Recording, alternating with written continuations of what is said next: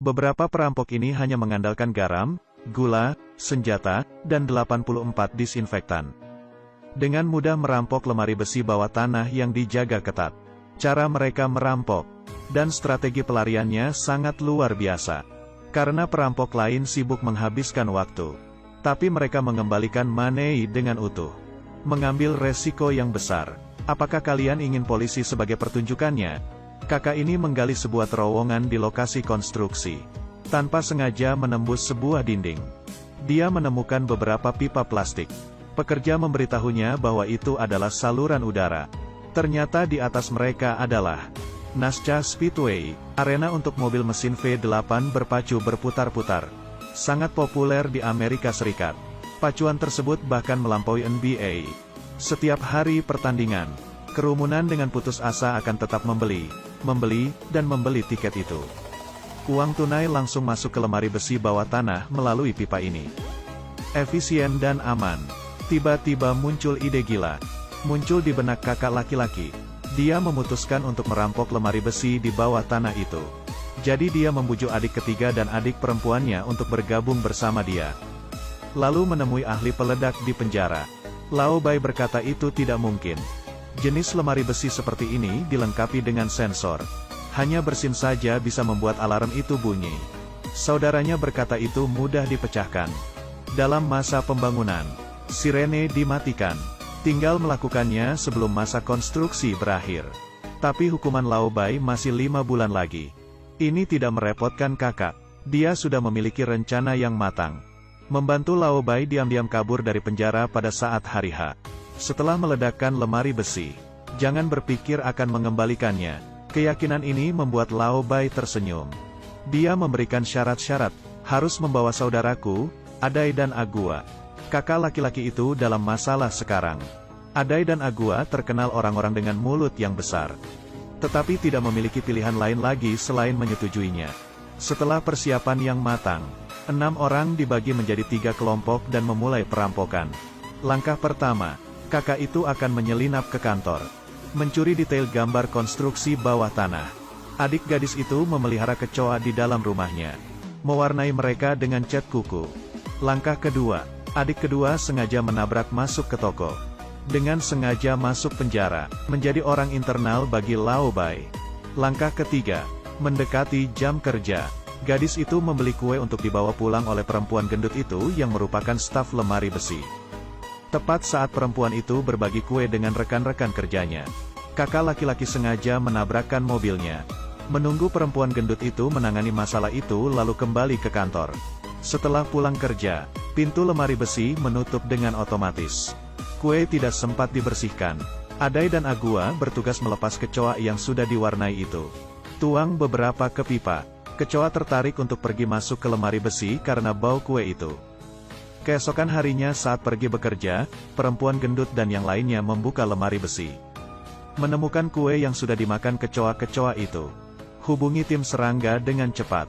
Tim itu adalah Agua dan Adai. Dilaporkan kecoa berwarna.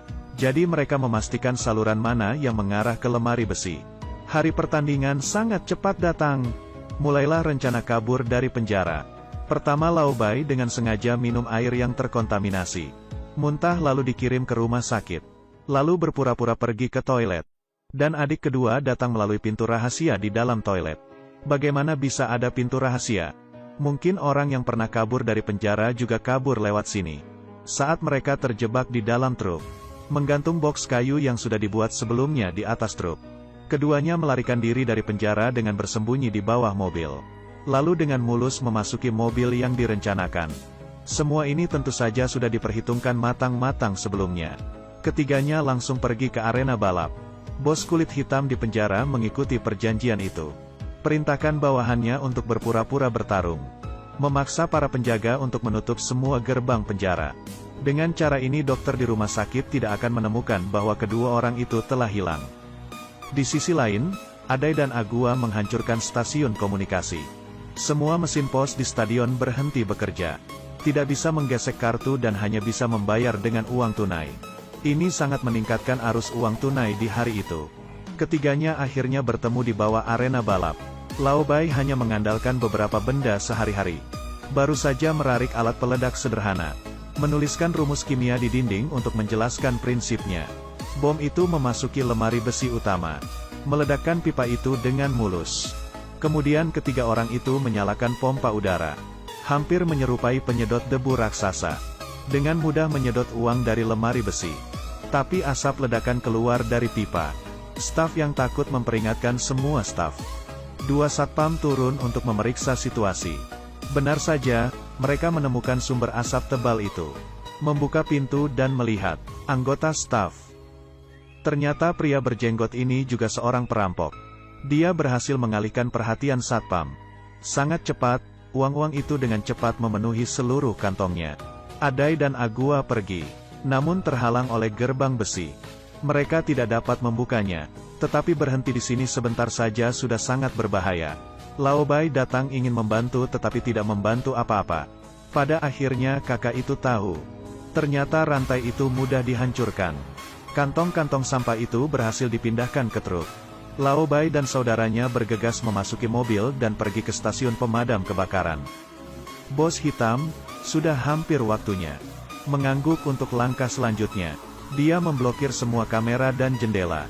Kemudian memicu alarm kebakaran. Mengikuti prosedur mereka memberitahu pemadam kebakaran untuk memadamkan api. Lao Bai dan saudaranya sudah menunggu di luar. Melompat ke truk pemadam kebakaran lalu masuk ke penjara. Keduanya berhasil dikembalikan ke rumah sakit. Seluruh rencana itu berjalan sangat lancar. Kakak laki-laki sibuk dengan truk. Ditinggalkan di pom bensin. Lalu kemudian menelepon polisi. Truk yang dicuri langsung kembali ke trek balap. FBI mengirim agen yang cakap untuk menyelidiki. Jejak di tempat kejadian sudah dibersihkan dengan hati-hati oleh kakak itu. Akhirnya ketemu. Kakak laki-laki dan adik kedua mengunjungi Lao Bai berkali-kali.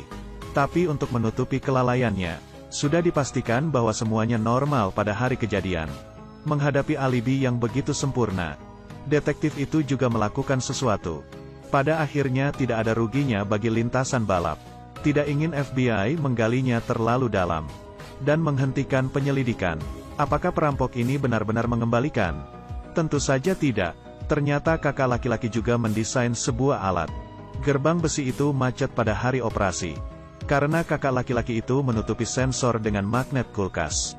Jadi dia dengan mudah dapat menyelesaikan masalah. Tujuannya adalah untuk menahan Lao Bai. Pada waktu bersamaan, gadis itu datang dan merokok beberapa bungkus. Ini adalah uang kotor yang akan benar-benar mereka bagi. Kakak laki-laki itu memasukkan tangan palsu ke dalam salah satu kantong tas. Diangkut keluar lintasan balap bersama dengan sampah biasa. Kemudian dengan posisi GPS yang ditaruh di tangan palsu itu. Mendapatkan uangnya kembali, tidak melakukannya demi hitam memakan hitam. Sangat khawatir Agua dan Adai tidak dapat merahasiakannya. Pada akhirnya setiap orang mendapatkan bagian mereka masing-masing. Setelah bos hitam dibebaskan dari penjara, perempuan gendut staf lemari besi itu juga menerima sebuah amplop. Dari biaya perbaikan mobilnya. Bahkan tangan palsu itu mendapatkan sebuah botol bir. Mengapa mereka harus mengembalikan sebagian besar uangnya? Karena dengan cara ini, arena balap akan mengabaikan investasi lanjutan. Jadi bagaimana kakak itu bisa tahu bahwa penyelidikan telah selesai? Dia dengan sengaja berhutang uang. FBI hanya dapat mengaktifkannya untuk memantau. Jadi selamanya tidak akan berhenti. Jadi penyelidikannya masih terus berlangsung. Setelah telepon mati, ini membuktikan bahwa penyelidikan itu sudah selesai. Meski film ini tidak dapat dikatakan sempurna, tapi plotnya saling terkait, bahkan sedikit komedi. Skor di internet agak rendah. Sangat direkomendasikan. Saya Cece, bila suka tolong di subscribe. Sampai jumpa di film berikutnya.